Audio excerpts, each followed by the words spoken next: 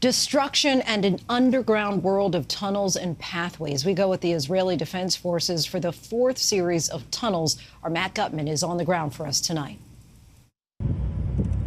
To drive into Gaza is to enter another planet, a landscape of ruins the mind struggles to comprehend. We were first taken into Gaza in early November. There we saw part of a tunnel in the heart of Gaza City at Al Rantisi Children's Hospital. This is the hospital. A couple of weeks later, the tunnels beneath Gaza's largest hospital, Al-Shifa. It was still warm then, and clouds of dust obscured the road. Now, 2 months later, it's mud that has taken over, but the roadsides are no less apocalyptic. The destruction and more than 26,000 deaths, according to Gaza's Hamas-run health ministry, have opened Israel up to allegations of war crimes, including the trial at the International Court of Justice for genocide. The IDF, which reviewed our footage for operational security, taking ABC into the embattled city of Han Yunis over the weekend. We climbed down from the armored vehicle. The soldiers are tense.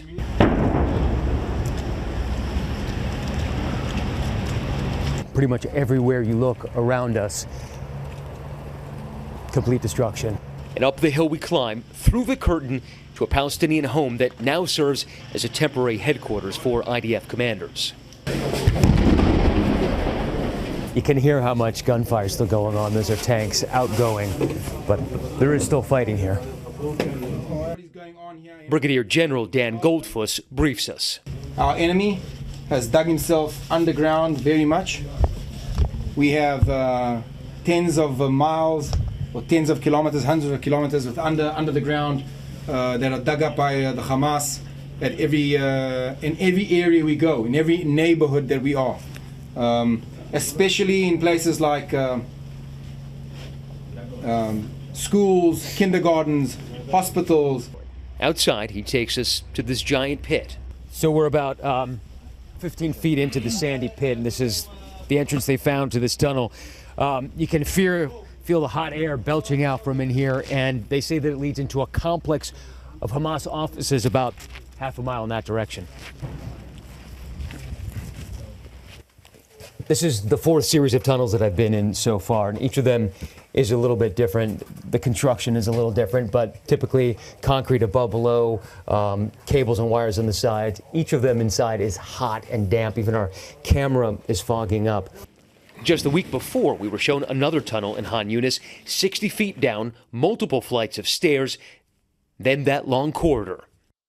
Inside that vaulted room, there's bedding on the floor, diapers, and tubes for RPG warheads. On this side right here is a canister that is used or was used to hold an RPG warhead. Then farther down the corridor, something more sinister.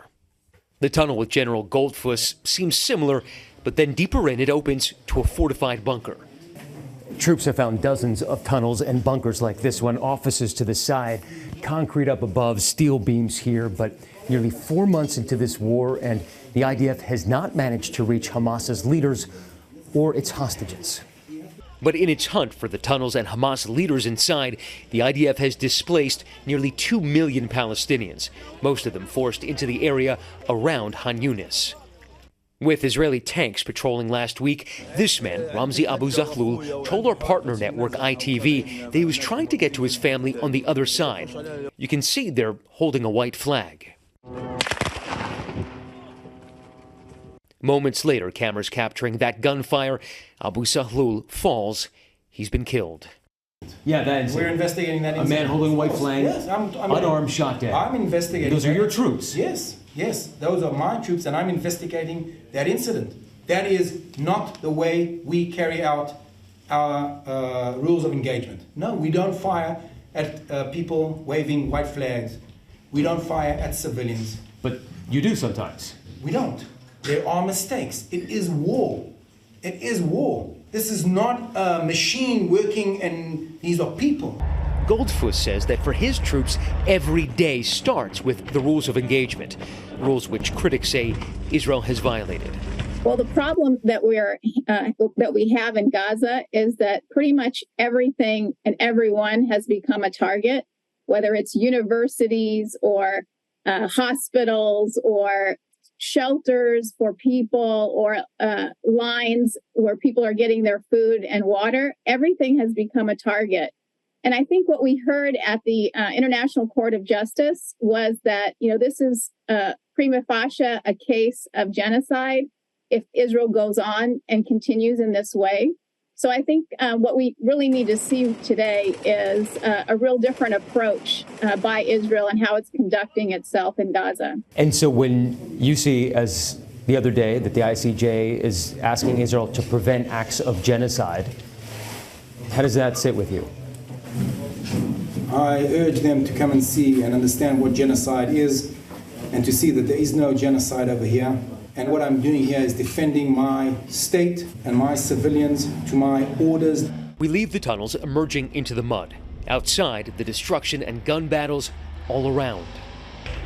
So you can hear some pretty significant machine gun fire. We don't know if anything is incoming, but you hear two different kinds of munitions. You hear explosions on the other side. The fighting here is still pretty active.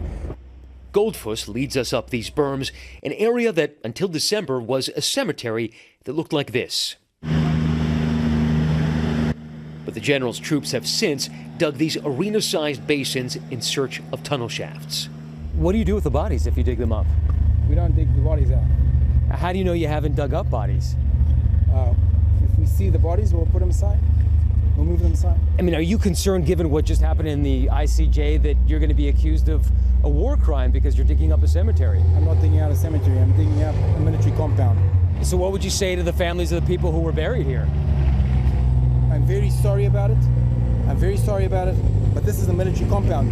Your leaders, so-called leaders, Hamas, are using, your relatives are using you as a human shield.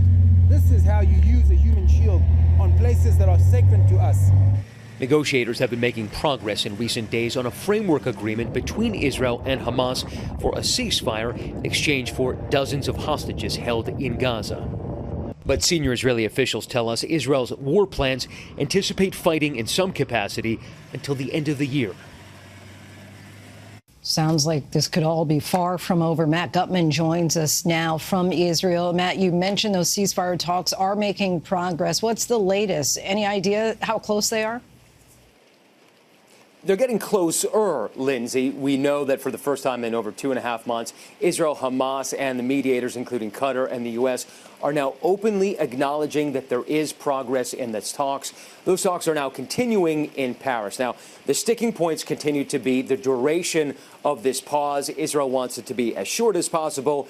Hamas wants Israel to end the war, and, of course, the number of hostages released and when they're going to be released. But what is happening now is that clearly there is some engagement, and it seems likely that there is going to be some agreement at some point soon. When it's going to happen and the exact parameters, we don't quite know yet, Lindsay. All right, Matt Gutman, so many anxiously awaiting to hear word. Our thanks to you. Hi, everyone. George Stephanopoulos here. Thanks for checking out the ABC News YouTube channel. If you'd like to get more videos, show highlights, and watch live event coverage, click on the right over here to subscribe to our channel. And don't forget to download the ABC News app for breaking news alerts. Thanks for watching.